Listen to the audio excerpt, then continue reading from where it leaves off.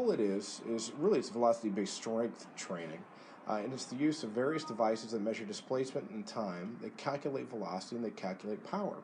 Uh, all these things are just different metrics that are used as feedback for the athlete and for the coach to help determine what to do next. I'm going to be talking to you today about things that I'm well known for, which is velocity. Uh, so whenever I first started with this, I started way back in the late 90s, early 2000s. I started because basically I was reading some things from that I had been given from Rick Perry, and the things that I've been given to him were old translated Soviet text, and in there I would always see meters per second, meters per second, meters per second. I'm like, what the heck is this? So eventually we got what you see down here in the bottom right corner, which was a tendo.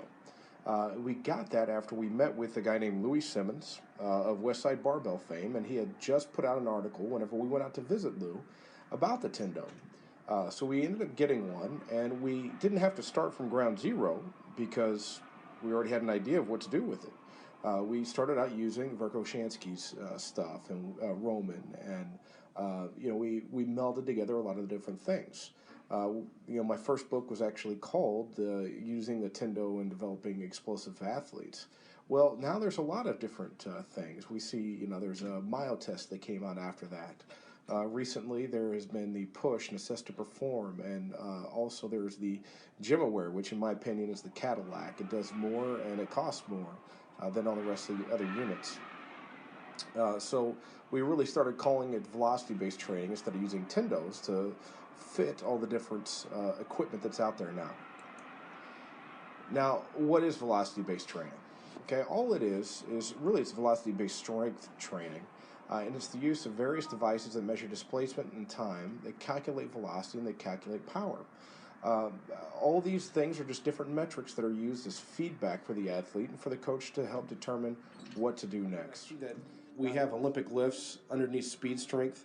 They're higher velocity due to the amplitude of motion, but all Olympic lifts are done for speed strength. Now, what is velocity? What does VBT do? Well, what do the devices do? Okay, well, first it's going to give you feedback in forms of velocity, power, and percentage of best repetition, and average and peak. Now, it's going to count for stress and current training status.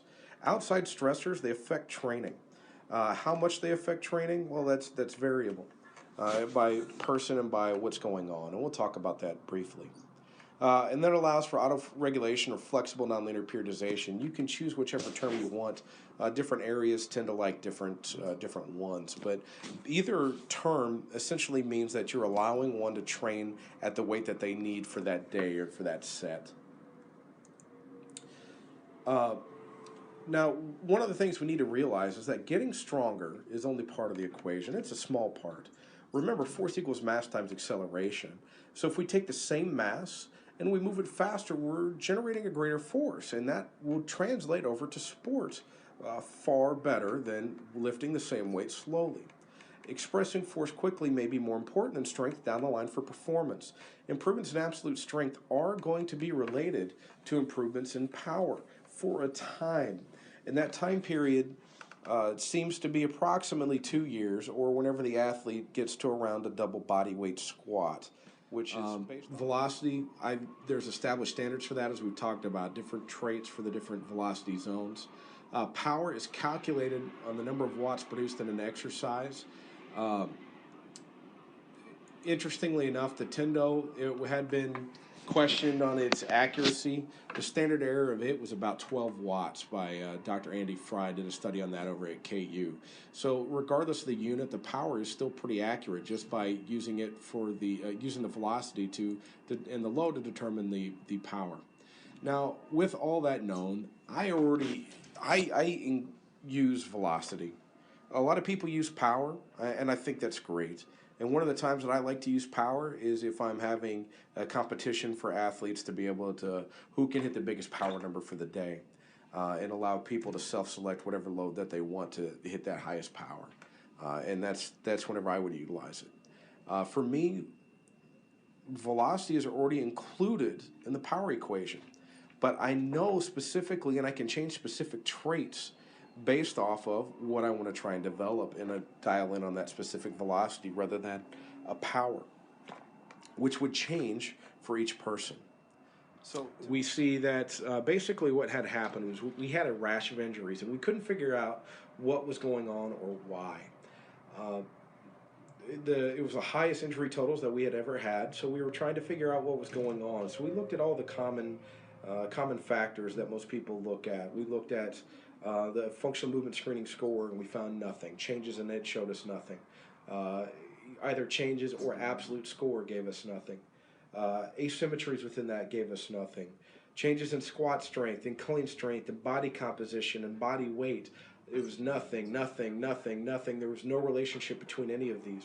And I happened to go with some neuroscientists to dinner, which was a great thing because it was it was not our best season ever. Fairly rough season to be honest, but we were still fairly successful. And I was out with these neuroscientists who cared nothing about football, but they were talking about the effect of rhythms. Like it seemed that their patients happened to be following in just some sort of wave-like rhythm over a few weeks. And I was like, well, I wonder if we had anything to do with it. So I went home, and this is the histogram that I found, that there were peaks and valleys. Now, I wonder if we factored in what was going on during that week from an academic or training camp physical stress standpoint. We saw that there were clear denotions, and we did this with our academic advisors. For some of them, instead of looking at 70% on 1RM, you look at a corresponding velocity. So we're not changing anything out within the annual plan. We're just making it more effective and dialing it in for that day. So let's take a look, and let's look and see how that breaks down over the course of the year. With anatomical adaptation, which is movements that are very large range of motion, low intensity, slow movements that's slow, controlled, trying to restore motion and movement to the joint area. Well, velocity and percentage 1RM are essentially irrelevant for this phase. You're not moving it fast. There is no attempt to move it fast, and the percentage 1RM, well, it's light. So this is very, very irrelevant for velocity. The next phase in a traditional periodization scheme, this is traditional Western periodization. We see a hypertrophy or endurance phase. Well, hypertrophy and time under tension, well, the velocity is irrelevant because hypertrophy is directly related to the time that the muscle was under the tension. So you can move the barbell very slowly to get maximal hypertrophy and cause maximal muscle damage, maximal tissue damage, to cause the hypertrophy to occur at a later time. So technical proficiency. Now, what I mean by technical proficiency is that athletes will often try and give you what you want to see. They want to give you what you want to see. They want to please the coach. So a lot of times they were going to alter their form to try and get a higher velocity. For instance, on the Olympic lifts, I may or may not have used this one before, but on a clean from the floor, you're supposed to have a slow first pull to get into position, double knee bend, then on the second pull, essentially you unleash hell. You're trying to move the bar as fast as possible. What happens with athletes whenever they're using mean velocity on a clean from the floor is that they start to move the barbell faster and have a blazingly fast first pull. Well, we know that technically that's incorrect, and that's going to lead them to be into poor positions and probably have a poor transfer to the intended activity. Thanks for watching this highlight clip.